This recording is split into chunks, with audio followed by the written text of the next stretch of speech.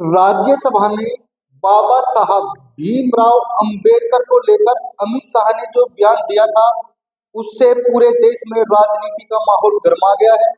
नमस्कार, मैं आपका अपना साथी नीरज उपाध्याय, आप देख रहे हो 24 न्यूज।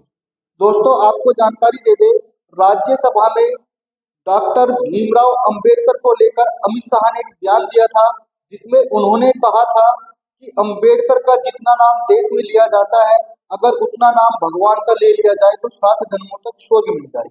इसी बयान को लेकर पूरे देश की राजनीति का माहौल गरमाया हुआ है।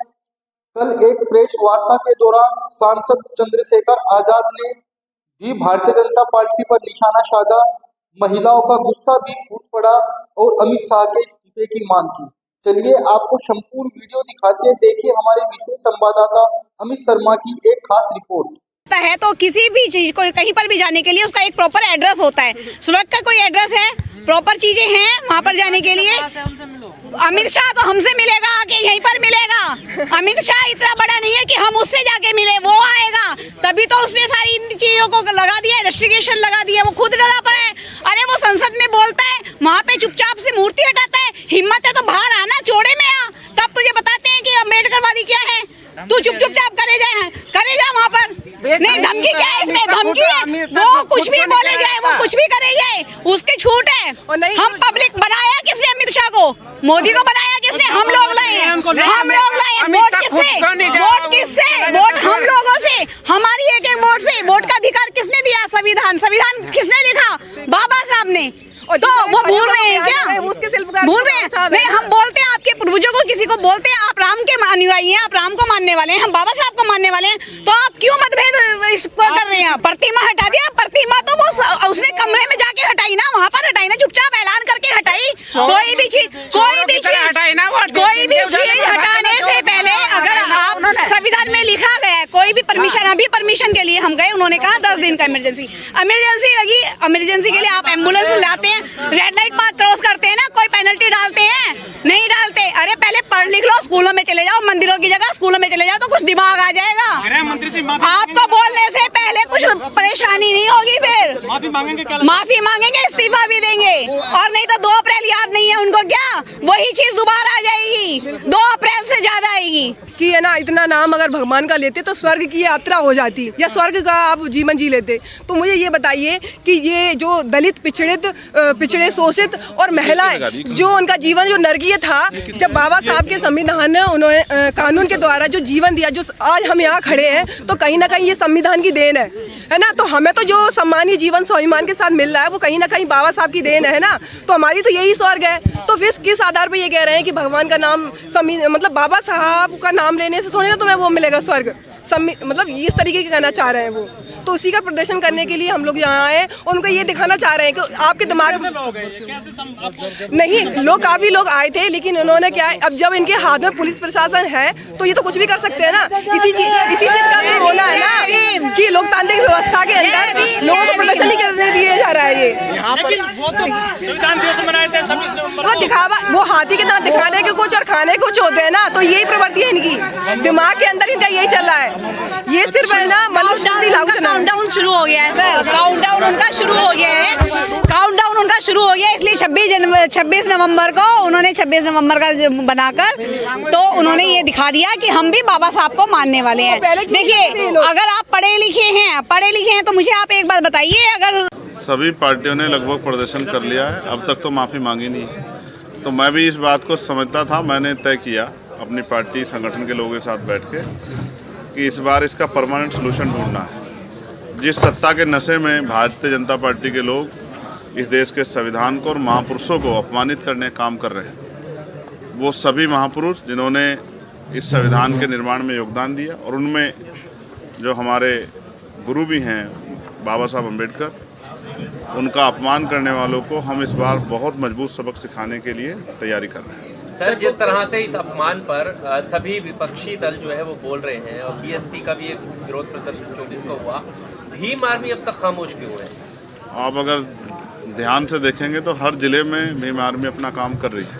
आज़ाद समाज पार्टी उस तरह से सामने से पार्टिसिपेट नहीं कर रही, क्योंकि मैंने अभी कई पार्टियों का वो देखा, समय और बहुत सारी चीज़ें लगी, लेकिन रिजल्ट जुका तू रहा। तो मैंने कहा ना कि अगर हम 2 कदम पीछे हटे हैं तो इसलिए नहीं कि हम इस विरोध का हिस्सा नहीं है। पार्लियामेंट में भी सबसे पहले ये विरोध हम लोगों ने शुरू किया, लेकिन हम लोग पीछे इसलिए हटे हैं कि हम इसकी बड़ी तैयारी करेंगे, और चाहे दिल्ली में या जिस भी तरह से पार्टी की जो स्ट्रेटजी होगी, ऐसा मजबूत जो है विरोध दर्ज कराएंगे कि सरकार के पैर उठे। प्रधानमंत्री ने क्रिसमस के मौके पर कहा है कि दुनिया में कहीं भी हिंसा होती है तो मुझे दुख होता है, इस पर क्या कहना है? प्रधानमंत्री तो बहुत अच्छी बातें कहते हैं, काश उनका किरदार भी ऐसा ही होता। सर, अमित शाह जी ने जिस तरह के हालात हैं इस देश में, आज जिस तरह का जुल्म हो रहा है, जिस तरह से इंस्टीट्यूशन को कुचला जा रहा है, जिस तरह से राइट्स जो है उनका वायलेशन हो रहा है, जिस तरह से, और मुझे आज यहाँ बैठ के कहने में कोई हर्ज नहीं है, जिस तरह से लोगों में भय का माहौल बन गया है, ये हम लोगों के ऊपर भी एक सवालिया निशान है कि हम लोग, हमारा विरोध, हमारा संरक्षण उनमें हिम्मत क्यों नहीं पैदा कर पा रहा। हम अपनी इस कमी को दूर करेंगे और आने वाले कल में एक मजबूत आवाज़ जिस तरह पार्लियामेंट में, उस तरह सड़कों पर भी लाने का काम करेंगे कि सरकारें तानाशाह ना हो, सरकारों के दिमाग खराब ना हो। सर, अमित शाह जी बाद में कह रहे हैं कि वो सपने में भी बाबा साहब का अपमान नहीं कर सकते। अच्छी बात है, होना चाहिए, करना भी नहीं चाहिए, लेकिन जो हो गया उस पर अपना खेद भी प्रकट करना कह रहे चाहिए। हैं विपक्ष के लोग मुद्दा बना रहे हैं इसे। अब ठीक है, और अमित शाह जी जो कह रहे हैं वो जानते होंगे, वो उनके दिल में है, जो जबान पे आ गया है, या वाकई में ही वो सम्मान करते हैं, ये तो आप और मैं बेहतर जानते हैं। इसके लिए उनकी हिस्ट्री पढ़ने की जरूरत है, और हिस्ट्री इस बात की गवाही देती है कभी उन्होंने संविधान का सम्मान नहीं किया, और उनका जो मूल संगठन है उन्होंने हमेशा संविधान के खिलाफ काम किया। प्लेसेस ऑफ वर्शिप एक्ट की जिस तरह से धज्जियां उड़ाई जा रही हैं, सुप्रीम कोर्ट के जज रास्ता खोल रहे हैं कि क्या कहते हैं जो मस्जिद की खुदाई हो, मंदिर खोजे जाए, इस पर क्या है? देखिए, मुझे बड़ी निराशा हुई हमारे पूर्व चीफ जस्टिस से, उनके कारनामों से।